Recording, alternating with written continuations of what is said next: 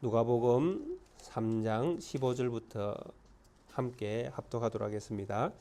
백성들이 바라고 기다림으로 모든 사람이 요한을 혹 그리스도인가 심중에 생각하니 요한이 모든 사람에게 대답하여 이르되 나는 물로 너희에게 세례를 베풀거니와 나보다 능력이 많으신 이가 오시나니 나는 그의 신발끈을 풀기도 감당하지 못하겠노라. 그는 성령과 불로 너희에게 세례를 베푸실 것이요 손에 키를 들고 자기의 다장마당을 정하게 하사 알곡은 모아 곡간에 들이고 쭉정이는 꺼지지 않는 불에 태우시리라. 또 그 밖에 여러 가지로 권하여 백성에게 좋은 소식을 전하였으나 분봉왕 헤롯은 그의 동생의 아내 헤로디아의 일과 또 자기가 행한 모든 악한 일로 말미암아 요한에게 책망을 받고 그 위에 한 가지 악을 더하여 요한을 옥에 가두니라. 백성이 다 세례를 받을 새 예수도 세례를 받으시고 기도하실 때에 하늘이 열리며 성령이 비둘기 같은 형체로 그의 위에 강림하시더니 하늘로부터 소리가 나기를 너는 내 사랑하는 아들이라 내가 너를 기뻐하노라 하시니라. 예수께서 가르치심을 시작하실 때에 30세쯤 되시니라. 사람들이 아는 대로는 요셉의 아들이니 요셉의 위는 헬리요 그 위는 마따시요 그 위는 레이요 그 위는 멜기요 그 위는 얀나요 그 위는 요셉이요 그 위는 마따디아요 그 위는 아모스요 그 위는 나훔이요 그 위는 에슬리요 그 위는 낫게요 그 위는 마아시요 그 위는 마따디아요 그 위는 스모인이요 그 위는 요색이요 그 위는 요다요 그 위는 요하나니요 그 위는 레사요 그 위는 스룹바벨이요 그 위는 살디엘이요 그 위는 네리요 멜기요 그 위는 앗디요 그 위는 고삼이요 그 위는 엘마담이요 그 위는 에르요 그 위는 예수요 그 위는 엘리에스요 그 위는 요림이요 그 위는 마타시요 그 위는 레이요 그 위는 시몬이요 그 위는 유다요 그 위는 요셉이요 그 위는 요남이요 그 위는 엘리야김이요 그 위는 멜레아요 그 위는 멘나요 그 위는 마따요 그 위는 나단이요 그 위는 다윗이요 그 위는 이세요 그 위는 오벳이요 그 위는 보아스요 그 위는 살못이요 그 위는 나손이요 그 위는 암미나답이요 그 위는 아니요 그 위는 헤스론이요 그 위는 베레스요 그 위는 유다요 그 위는 야곱이요 그 위는 이삭이요 그 위는 아브라함이요 그 위는 데라요 그 위는 나홀이요 서룩이요 그 위는 러우요 그 위는 벨렉이요 그 위는 헤버요 그 위는 살라요 그 위는 가나니요 그 위는 아박사시요 그 위는 셈이요 그 위는 노아요 그 위는 레벤기요 그 위는 모두셀라요 그 위는 에녹이요 그 위는 야렛이요 그 위는 마할랄렛이요 그 위는 가나니요 그 위는 에노스요 그 위는 셋이요 그 위는 아담이요 그 위는 하나님이시니라. 아멘. 오늘은 누가복음 3장 15절부터 38절에 있는 말씀을 가지고 본문에 있는 22절에 있는 나오는 말씀 가운데에 너는 내 사랑하는 아들이라 내가 너를 기뻐하노라. 이런 말씀의 제목으로 함께 말씀을 나누고자 합니다. 예수님께서 이렇게 그 누가가 증언하는 말씀 속에서 예수님의 어떤 나심과 또 유년 시절의 사건은 2장에서 부분적으로 성전에 계셨던 예수님을 언급하고 있습니다.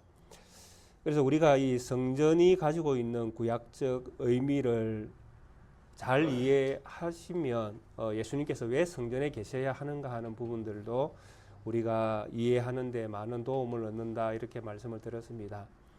사실 성전이 솔로몬에 의해서 성전이 지어지고 그 모든 것들을 준비한 사람은 다윗입니다. 그리고 이 성전이 가지고 있는 그 기구라든지 그 안에서 이렇게 드려지는 제사 제도 이런 것들은 그 전에 성막 제도에서 왔던 제도의 연속이라고 그렇게 볼 수가 있습니다. 그래서 이런 어떤 제사 제도 제사가 드려지는 이 성막과 성전 이것이 보여주는 구약적 의미는 사실 상당히 중요하게 우리가 인식을 하고 있으며 또 거기에서 드려지는 제사가 대부분 예수 그리스도를 가리키고 있다라고 그렇게 우리가 말씀을 듣기도 하고 또 그렇게 이해하기도 합니다. 그런데 잘 이제 생각하지 않는 이제 이 성전에 대한 부분 가운데 한 가지가 뭐냐 하면 성전이 어디에 세워졌는가 하는 이 부분에 대해서는 성도들이 잘 생각을 하지 않는 부분인 것 같습니다. 혹시 성전이 세워진 그 자리의 역사성에 대해서 조금 이해를 하고 계신 분들이 있을까요? 그러니까 이 성전이 세워진 자리가 창세기에 가장 먼저 언급이 되어지고 있습니다. 아브라함에게 하나님께서 독자 이삭을 바치라고 명령을 하십니다. 그때 아브라함에게 독자 이삭을 바치라고 명령하면서 하나님께서 아브라함을 보낸 장소가 모리아에 있는 산이라고 이렇게 창세기 22장에서 밝히고 있습니다. 그 모리아 산이라고 이제 우리가 성경에서 이해를 하고 있죠. 그래서 거기에서 어떤 사건이 벌어집니까? 하나님께서 이삭을 제물로 아브라함의 아들 이삭을 제물로 바치라는 명령을 내리십니다. 그리고 아브라함은 그 명령에 순종해서 이삭을 바치려고 행동까지 할 때에 하나님께서 아브라함을 부르시면서 그 믿음이 아브라함을 이삭을 바치는 그 믿음을 보시고 하나님께서 모든 것들을 하나님께서 준비한 번제물로 이삭의 목숨을 대신하게 하십니다. 그래서 그때에 나왔던 성경 말씀이 여호와 이레지 않습니까? 하나님께서 준비하신다. 그래서 하나님께 드려진 제물, 그 하나님께 제물을 드리기로 되어 있던 그 장소가 모리아산입니다. 그리고 이 장소의 역사성이 다시 언제 등장하게 되는가 하면 다윗 시대에 다시 한번 이 장소가 언급이 되어집니다. 다윗이 국력이 이제 강해지고 이제 나라의 이제 태평성대가 이루어졌을 때에 인구 조사를 하지 않습니까? 그래서 인구 조사를 한 이것이 힘의 가시죠. 어떻게 보면 세상적으로 힘을 이제 자기의 가진 능력들을 보여주는 것입니다. 왕으로서의 능력, 또 다윗의 어떤 나라로서의 어떤 그 위험이 있죠. 우리 이제 세상 가운데에 이 이스라엘이 얼마나 이제 큰 힘을 가지고 있는가를 과시하는 것입니다. 이것이 하나님 앞에 교만이 됐죠. 그래서 하나님께서 다윗에게 징계를 내리십니다. 나단 선지자를 통해서 세 가지 징계를 말씀하시면서 다윗에게 선택하라고 그렇게 이야기합니다. 그런데 다윗은 이때에 사람으로부터 징계를 받는 것은 원하지 않고 오직 하나님이 나를 징계해달라고 그런 요청과 함께 세 번째 나단 선지자가 제안한 전염병을 달라고 그렇게 그 다윗이 요청을 하죠. 그래서 3일 동안 이스라엘 백성에게 전염병이 일어나기 시작하는데 이때에 성경에서 죽은 사람의 숫자를 7만 명으로 기록을 하고 있습니다. 엄청난 숫자입니다. 그러니까 이 숫자가 가르쳐 주는 바가 뭐냐 하면 하나님께서 엄청나게 이 사건을 크게 보고 계시다라는 것이죠. 엄중하게 보고 계시는 것이죠. 그러니까 인간의 어떤 이 교만함은 하나님의 모든 업적을 다 엎어버릴 만큼 크고도 큰 범죄라는 것입니다. 그래서 하나님께서 하루에 7만 명을 죽이는 이스라엘 백성들은 성민 아닙니까? 하나님의 선택된 백성이라고 그렇게 자부하는 백성인데 7만 명을 하나님께서 죽여버리십니다. 전염병으로. 그래서 이때에 이 전염병을 막기 위한 유일한 방도가 뭐냐 하면 하나님께 번제물을 드리는 것이죠. 그러니까 하나님 앞에 속죄제물을 드려야 되는 상황입니다. 이때에 다윗이 타작마당을 하나 사지 않습니까? 그게 사무엘하 24장 가장 마지막 부분에 이 부분이 언급을 되고 있습니다.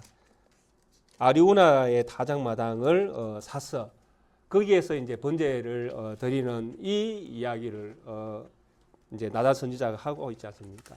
그래서 아리우나가 자기의 타작마당을 이 하나님의 진노를 막기 위해서 다윗에게 왕이니까 공짜로 주겠다고 이렇게 요청을 합니다. 그런데 다윗이 뭐라고 이야기합니까? 하나님께 드리는 것은 내가 값을 지불해야 된다는 값을 지불해야 된다.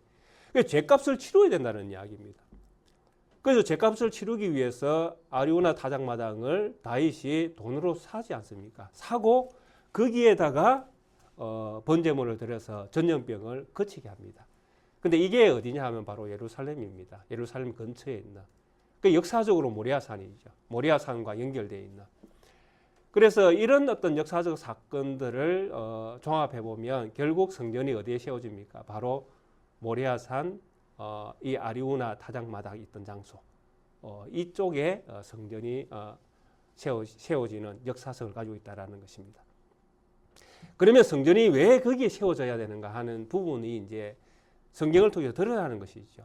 하나님께서 번제물을 받는 장소인 거예요. 그 장소가.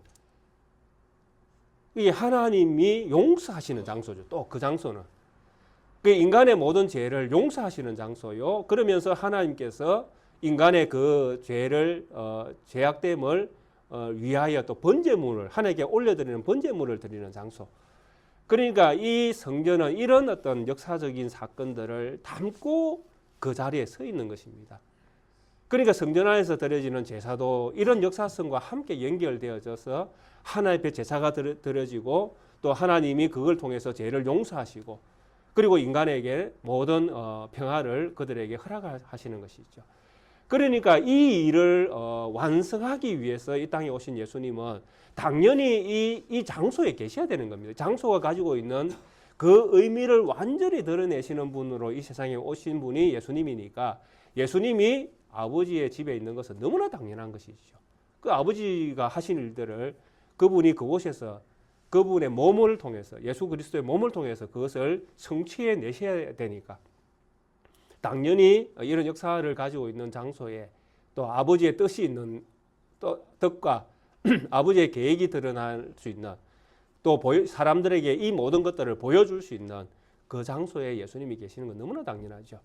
그래서 이 유년 시절에 예수님에게 일어났던 이 사건을 아주 간략하게 노아는 언급을 하고 바로 세례 요한으로 넘어갔었습니다. 그리고 세례 요한은 이 등장도 등장이지만은 이 세례 요한이 빈들에서 등장을 해서 그가 하고 하는 일은 이제 세례 주는 일이었죠. 그냥 세례 주면서 메시아의 때가 가까이 왔다라는 것을 선포하는 것이죠. 뭐 다른 복음서에서는 회개하라 천국이 가까이 왔느니라 이 말씀이 이제 언급되어져 있습니다. 세례 요한이 이 말씀을 선포했다라고 그렇게 말씀되어지고 있죠. 그러니까 세례 요한은 이 말씀을 하는 거예요. 회개하라 천국이 가까이 왔느니라. 그러면서 몰려오는 사람들에게 회개의 세례를 베푸는 이 일을 했다라는 것입니다. 그리고 세례 요한이 한 이 일은 이사야가 예언했던 광야에서 외치는 자의 소리, 그 소리가 이 세례 요한이다.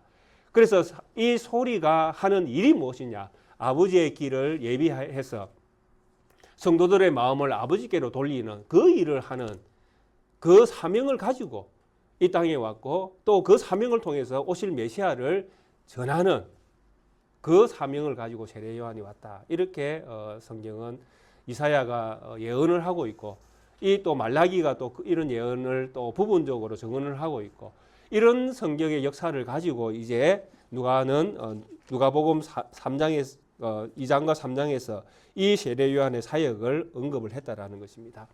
그래서 세례 요한이 이런 사역을 빈들에서 할 때에 많은 사람들이 몰려와서 세례 요한에게 세례를 받았다라는 것입니다. 그래서 세례 요한이 세례를 받으러 오는 많은 사람들이 이 세례 요한에게 이제 세례 요한이 전하는 이 말씀에 찔림을 받는 사람도 생겨난 것이죠. 그래서 그 찔림을 받는 사람들 가운데에 어떤 이들은 우리가 어떻게 해야 되느냐. 그게 하나님의 심판이 가까이 왔다고 이렇게 증언을 하고 도끼가 이미 나무 뿌리에 놓여져서 곧 너희들의 심판을 당할 것이다. 이런 메시지가 함께 세례 요한이 말씀을 전하니 듣는 사람들이 두려움을 느끼는 사람들도 있었다라는 것이죠. 그래서 이 세대가 곧 하나님의 심판의 때구나. 그래서 메시아가 오면 이 세상을 이제 심판을 하고 자기 백성들은 또 용서하시고 이런 세상이 열리니까 이제 우리가 마음을 다하여 하나님 앞에 우리 죄를 자복하고 또 우리가 어떻게 해야 될 것인지 그래서 우리가 하나님 백성으로서 하나님과 합평할 수 있는 방법이 무엇인지를 세례 요한에게 구하는 자들도 있었다라는 것이죠.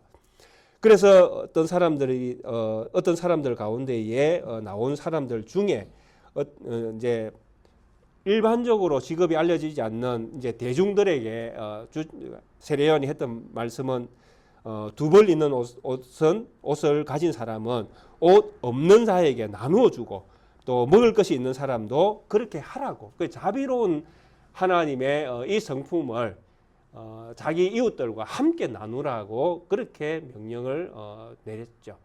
그리고 세리들에게는 뭐라고 이야기했습니까? 세리들 가운데도 세리를 받고자 오는 사람, 뭐 세리 중에 구원받은 마태도 있지 않습니까? 이런 어떤 사람들 가운데에서는 무엇을 이야기했습니까? 부과된 것 외에는 거두지 말라. 그러니까 이제 역사의 어떤 현실 가운데에 일어나는 여러 가지 문제들 가운데에 백성들에게 과한 세금의 어떤 그 무게를 짊어주지 말라라는 것이죠. 그러니까 부과된 로마로부터 이제 허락받은 액수만큼만 세금으로 거두어서 상납하고 네 배는 채우지 말라라는 것이죠. 그래서 백성들을 어떤 이 세의 문제에서 조금 놓여줄 수 있도록 하나님의 평화가 그들에게도 주어질 수 있도록 그렇게 행동하라 이렇게 말씀을 했습니다. 그리고 군인들이 올 때에는 군인들에게도 똑같은 비슷한 말씀을 하셨죠. 사람들에게 강탈하지 말고 거짓으로 고발하지 말고 받은 급료를 족한 줄로 하라. 그러니까 가진 어떤 권력, 군인으로서 가진 권력이 있지 않습니까? 힘 이런 것들을 사용해서 백성들을 힘들게 하지 말라라는 것이죠. 그리고 군인으로서 군복을 입고 군인으로서 직업을 가지고 있는 그 급료에 만족함을 누리라. 그래서 세상의 마음을 빼앗기지 말고 세상이 주는 힘을 가지고 힘 가시하지 말고 그것을 백성을 위해서 너그럽게 사용해라. 뭐 이런 이야기죠. 이런 어떤 것들은 너무나 상식적인 이야기죠. 너무나 상식적인 이야기입니다. 우리들에게는. 그런데 이것이 지켜지지 않는 데가 어디냐니까 바로 세상입니다. 세상은 상식을 가지고 이야기를 해야 되는데 상식을 자꾸 벗어나죠. 그게 왜 그렇습니까? 바로 사람의 욕심 때문에 그렇죠. 권력이나 돈이나 뭐 명예나 다 이 욕심이 들어가면 한계를 이제 벗어나기 시작하는 것입니다. 그래서 이 한계를 벗어날기에 가장 좋은 무기가 뭐냐 하면 바로 재력입니다. 돈 문제죠. 돈은 가지면 가질수록 힘들어집니다. 솔직하게 말씀드리면. 그것이 우리를 편안하게 할 것 같지만은 실제로는 더 힘들어집니다. 특히 그리스도인들에게는요. 이 돈을 많이 가진 그리스도인들은 믿음 지켜 살아가는 것이 진짜 낙타가 바늘길을 통과하는 것보다 더 힘들 것입니다. 그만큼 재력을 가진다는 것은 인간에게 엄청난 죄를 지을 수 있는 도구가 되어진다는 것입니다. 그게 타락한 인생이 가지고 있는 한계입니다. 그래서 세례 요한은 이런 부분들을 자기에게 세례를 받으러 오는 사람들에게 너무나 상식적인 이야기를 통해서 하나님의 뜻이 무엇인지 또 하나님께서 어떻게 이 세상을 다스리고 계시는지를 말씀을 하신 것입니다. 결국 하나님이 세상을 다스리는 방법은 사랑이 있죠. 그런데 이 사랑이 세상에서는 보기가 어려운 것입니다. 그래서 예수님께서 다시 오실 때에 이 세상에서 믿음을 보겠느냐라고 말씀을 하셨죠. 그렇게 이 상식적인 선을 가지고 지키고 살아가는 것이 우리 그리스도인들에게도 쉬운 일이 아니다라는 것을 분명히 말씀을 하고 있는 것입니다. 마음은 원이로되 육신이 연약하여 우리가 감당할 수 없는 부분들이 너무나 많습니다. 그래서 성도들은 항상 이 부분 말씀을 통하여 우리가 어떻게 세상 가운데에 빛과 소금으로서 존재해야 하는지를 늘 성도들은 고민하면서 살아내셔야 됩니다. 이런 부분들을 우리가 고민하게 만드는 말씀인 것 같습니다. 그리고 이제 15절부터 이제 이 말씀에 이어져서 백성들이 세례를 여전히 받으려고 세례 요한에게 나옵니다. 회개하라 천국이 가까이 왔느니라. 그리고 세례 요한의 이 사역을 빈들에서 하고 있는 이런 사역들이 일반적인 사람들의 어떤 그 선지자의 사역과 조금 다른 면이 있습니다. 그래서 어쩌면 사람들은 이 세례 요한의 이런 그 삶의 모습들을 보면서 엄청난 도전을 받았던 것 같습니다. 그래서 마태복음이나 이런 데 보면 세례 요한이 도대체 누구인가에 대해서 상당히 궁금해하거든요. 당신은 누굽니까에 대해서 저 사람 도대체 뭘까? 정체가 도대체 뭘까? 엄청나게 백성들이 궁금해하거든요. 저 사람은 뭐 엘리야인가, 예레미야인가, 오실 메시아인가? 세례 요한에 대해서 이렇게 궁금해할 만큼 세례 요한의 이 사역이 상당히 백성들에게 두려움을 주는 그런 사역이었던 것 같습니다. 그래서 두려움을 줄 수 있었던 이유가 아마도 그가 하고 있는 그 사역이 엘리야처럼 보였을 가능성도 있습니다. 빈들에서 그죠? 그 석청을 먹으면서 그렇게 사는 그게 자연인처럼 살아가는 그 모습이 일반적인 사람들이 추구하는 삶의 모습과 너무나 다른 것입니다. 그러면서 그 입술에서는 무엇이 나옵니까? 하나님의 말씀이 나오거든요. 회개하라, 천국이 가까이 왔느니라. 그 엘리야의 심정으로 타락한 이스라엘 백성들을 향하여 하나님의 말씀을 무섭게 던지는 것입니다. 엘리야가 타락한 헤롯을 향하여 그렇게 말씀을 던졌던 것처럼 그렇게 이때에 이 엘리야는 이 타락한 세례 요한은 이 타락한 이 세상을 바라보면서 이스라엘 문화를 바라보면서 하나님의 말씀을 던지는 것이죠. 불을 던지는 것입니다. 예수님께서 이 세상에 금을 주러 오신 것처럼 세상의 어떤 그 상식을 벗어나서 우상 숭배에 빠져 있는 이런 모습들을 향하여 하나님의 엄청난 메시지를 세례 요한이 하나님의 메시지를 던지고 있는 것입니다. 그래서 이런 어떤 메시지 때문에 사람들은 엄청나게 세례 요한에게 몰려왔던 것처럼 보여집니다.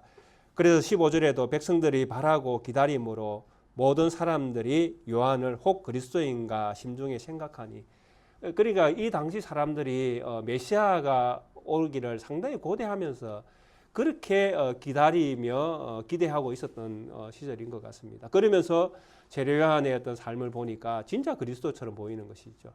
그래서 세례 요한이 그리스도인가 심중에 생각을 할 때에 세례 요한이 모든 사람에게 이제 자신의 정체를 들려줍니다. 대답하여 이르되 나는 물로 너희에게 세례를 베풀거니와 나보다 능력이 많으신 이가 오시나니 나는 그의 신발끈을 풀기도 감당하지 못하겠노라.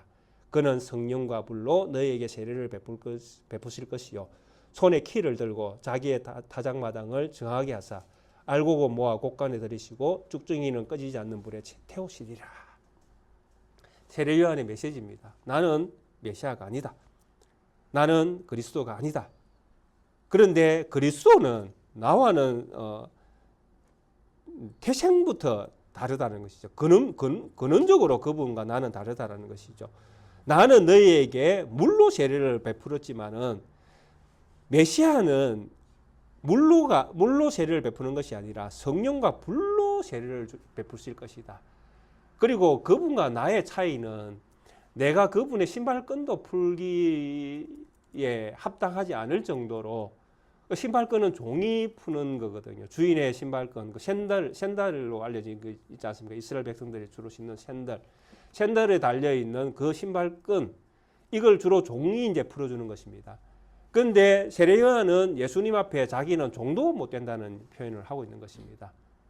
나는 그분 앞에 서면 종조차도 될 수 없는 그런 무능력한, 어떻게 보면 무기력하고 무능력하고 존재 가치도 없는 그런 어떤 사람에게 불과하다라는 것이죠. 그만큼 예수님과 오실 메시아와 자기는 다르다는 것이죠. 근원적으로. 그 다름이 무엇이냐 하면 나는 너희에게 세례를 주는데 물로 준다라는 것이죠. 근데 이 물이 상징을 가지고 있지 않습니까? 씻어주는 거니까 죄를 깨끗게 하는 그 시스템이 있지 않습니까?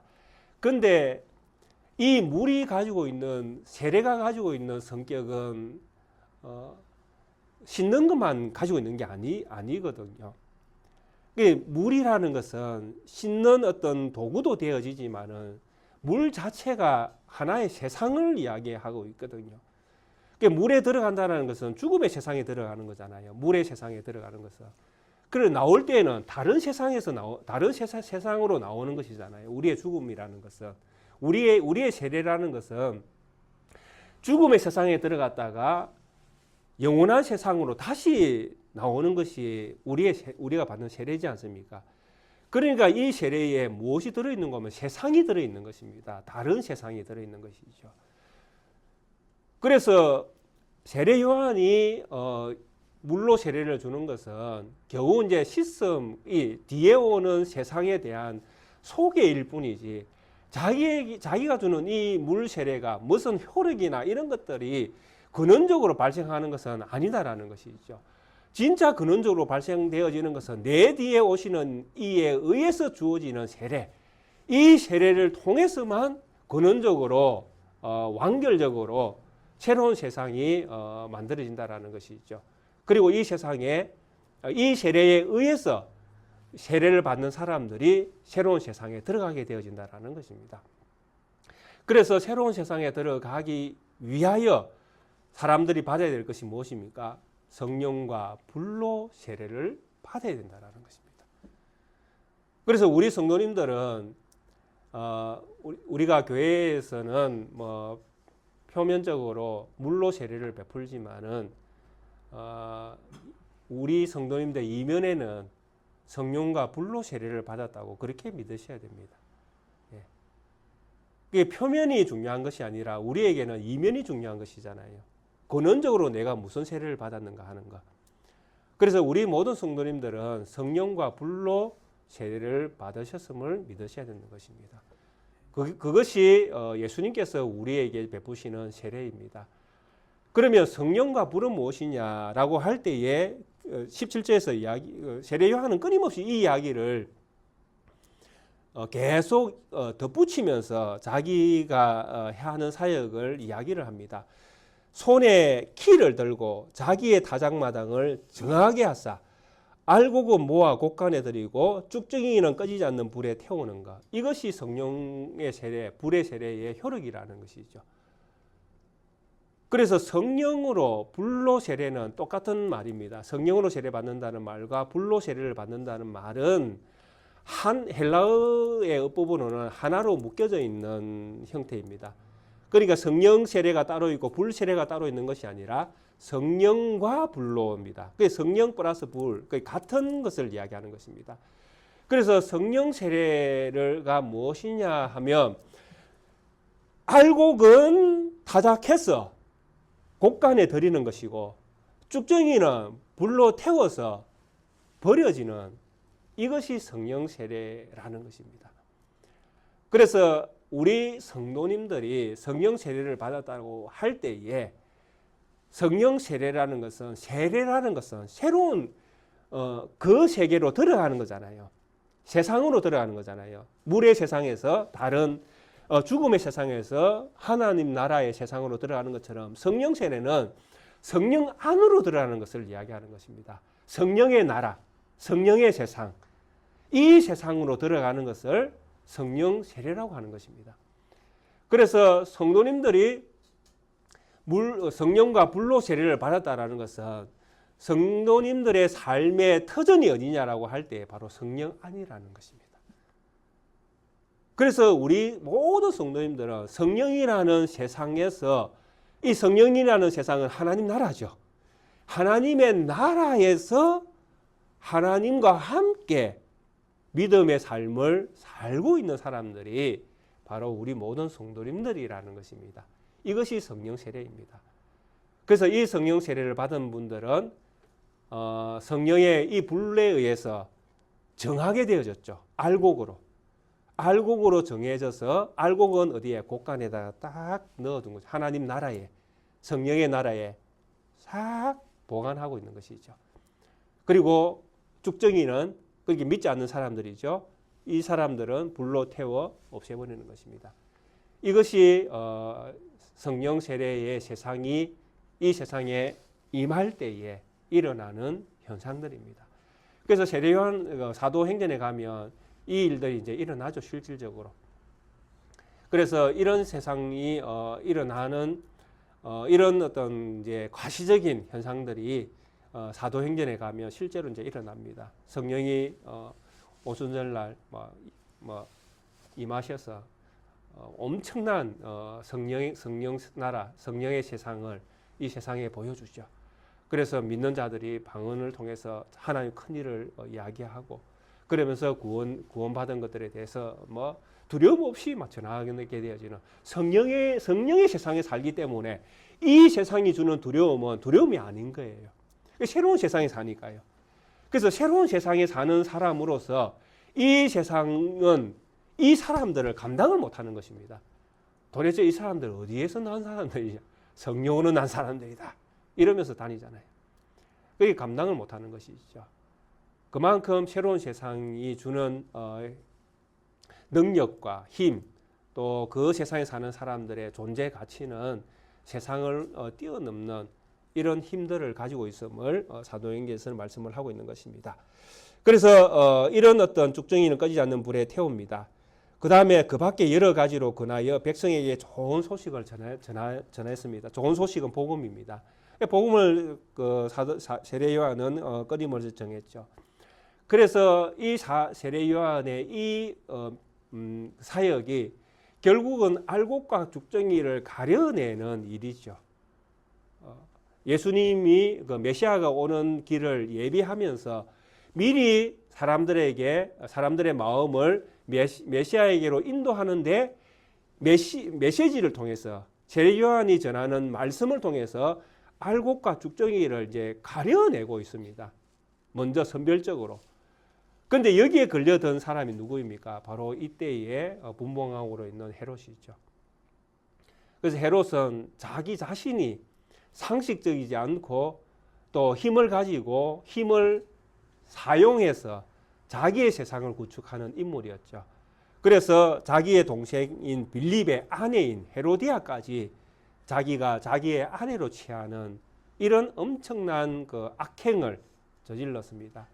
그래서 이것이 이제 세례 요한이 볼 때에는 상식적이지 않고 하나님 나라의 어떤 질서도 아니고 사랑의 어떤 행위도 아니고 그러니까 세례 요한이 이 헤롯을 책망을 하게 되어진 이 사건 때문에 헤롯은 옥에 갇히는 수모를 당합니다. 이것이 세례 요한이 잠깐 등장했다가 역사 안에서 이제 사라지는 이런 어떤 모습. 물론 이제 7장에 가면 이제 예수님의 사역을 보면서 또 세례 요한이 의심이 들어서 예수님에게 제자를 보내서 당신이 오실 그이입니까? 아니면 우리가 다른 사람을 기다려야 됩니까? 라는 질문을 던지는 것이 잠깐 나옵니다.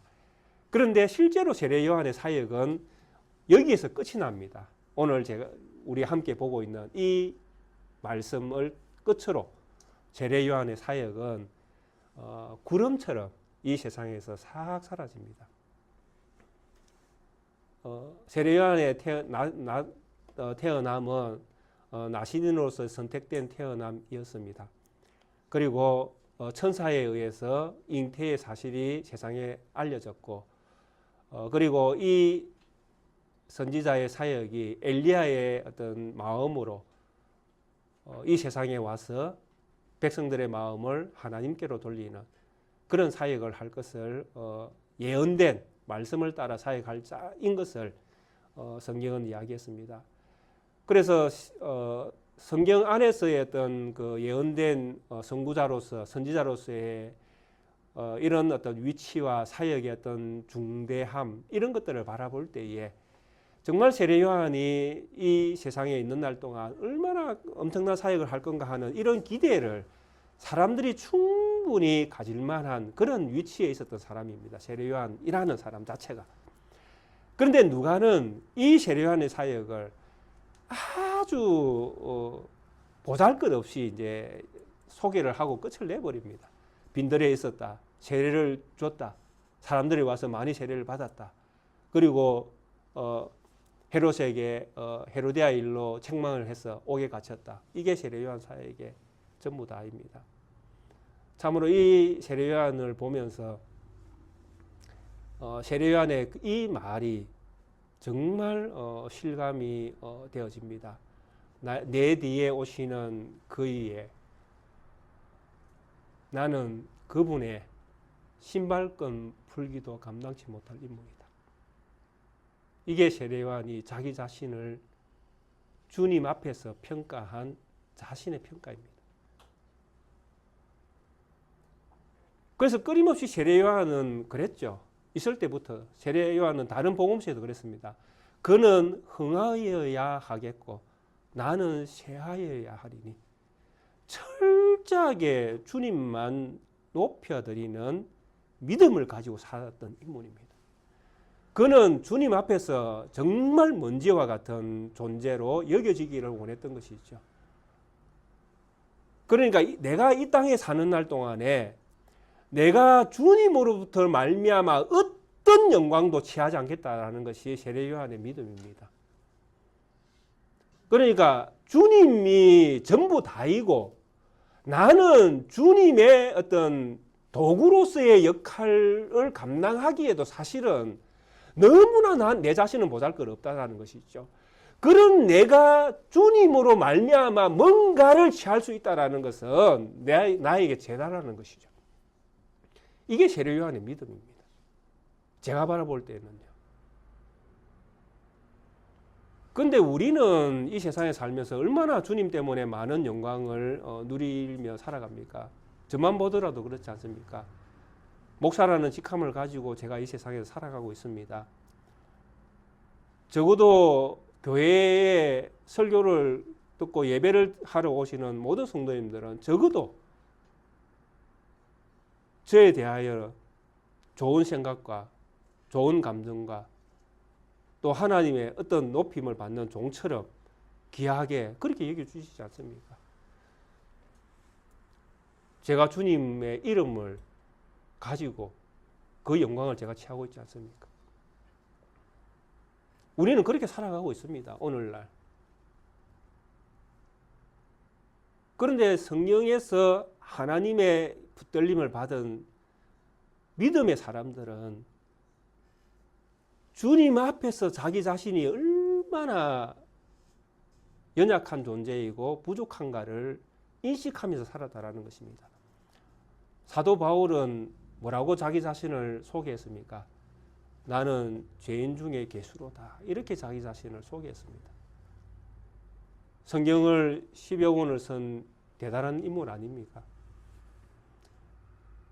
죽은 사람도 살려냈던 엄청난 기적을 베풀었던 인물 아닙니까? 하나의 말씀이 그의 입술에서 쉼없이 쏟아져 나올 정도로 하나의 말씀에 대하여 엄청난 능력을 가지고 있었던 분이 사도 바울 아닙니까? 그럼에도 불구하고 그가 주님 앞에서 나는 죄인 중에 계시로다. 이렇게 자기 자신을 평가합니다. 이것이 믿음의 사람으로서 가져야 될 믿음의 생각이라고 저는 믿습니다. 우리가 주님의 은혜를 힘입어 살아가고 있다. 입술로는 늘 그렇게 고백을 합니다. 그러나 이 은혜가 진짜 우리의 믿음에서 은혜가 되어야 되는 것입니다. 그냥 말로서 하나님의 은혜로 내가 산다라는 것이 아니라 진짜 믿음으로 우리가 은혜로 사는 것을 증명해내야 된다는 것이죠. 그게 우리 신앙이 아니겠습니까? 그런데 입술은 은혜이지만 삶은 내 능력으로 살아가고 있는 이 현실이 우리의 현실이고 또 하나님의 은혜라고 이야기하면서도 하나님을 내 삶의 일부 도움을 주는 어떤 영역에 계신 분으로 늘 내가 하나님부터 뭔가 자꾸 받아내야 되는, 하나님은 뭔가 나에게 자꾸 뭔가를 채워줘야 되는 분으로, 또 때로는 어쩌면 내가 또 하나님이라는 이분을 빌미로 내 자신의 어떤 유익을 삼는 이런 어떤 삶도 우리가 때로는 살고 있다라는 것이죠. 그래서 이런 부분들에 대하여 오늘 세례 요한의 이 사역, 이 짤막한 사역 가운데에 정말 우리에게 주는 메시지가 무엇인가 하는 부분들을 우리는 듣기를 원합니다. 제목에서 드린 것과 같이 너는 내 사랑하는 아들이라 내가 너를 기뻐하노라. 정말 우리 하나님은 우리 예수 그리스도를 기뻐하시고 우리 예수 그리스도를 정말 사랑하십니다. 그러면 하나님이 사랑하는 그 예수 그리스도가 우리에게도 그분이 사랑의 대상이 되어야 되는 것이죠. 그리고 그 모든 존귀와 영광은 하나님께서 하나님의 독생자에 대한 이 기뻐한다라는 이 표현에 담겨 있는 정말 하나님께 참 기쁨을 주시는 분이 예수님이라면 그분의 사역을 통해서 모든 영광과 존귀와 찬송은 그분이 받으시는 것이 합당하다라는 것입니다. 그래서 우리 모든 성도님들은 이 믿음으로 사셔야 된다라는 것이죠. 나의 삶은 내가 열심히 살아서 뭔가 업적을 이룬다 할지라도 우리의 삶에서 영광과 존귀와 찬송을 받으실 이는 오직 예수 그리스도 한 분뿐이시다. 이것이 내 고백이요, 내 찬송이요, 내 믿음이요, 내가 살아있는 이유이다. 이렇게 고백하고 살아가는 성도가 진짜 복이 있다라는 것이죠. 그래서 우리 성도님들 정말 이 세상 상식적이지 않습니다. 우리가 어떤 판단을 가지고 세상을 보고 계신지는 알 수 없지만 정말 우리가 보고 있는, 우리가 살고 있는 이 대한민국도 상식적이지 않습니다. 정치, 문화, 경제, 사회 어디를 다 보아도 상식적이지 않습니다. 이 세상은 이럴 수밖에 없습니다. 왜? 그들은 하나님을 믿지 않기 때문이죠. 그러나 우리는 하나님을 믿지 않습니까? 우리는 이런 세상에서 믿음의 상식을 가지고 가장 보편적으로 믿음의 상식은 모든 영광은 하나님이 받으셔야 된다는 것. 이게 상식입니다. 이 믿음으로 우리 성도님들이 삶을 살아내시고 믿음을 지키시고 살아있는 날 동안에 무슨 일을 하든지 주의 영광을 위해서 하라라고 말씀하신 이 말씀을 기억하며 믿음을 지켜가는 우리 성도님들 되시기를 주의 이름으로 축원드리겠습니다. 함께 찬송가 93장 함께 찬양 드리시겠습니다.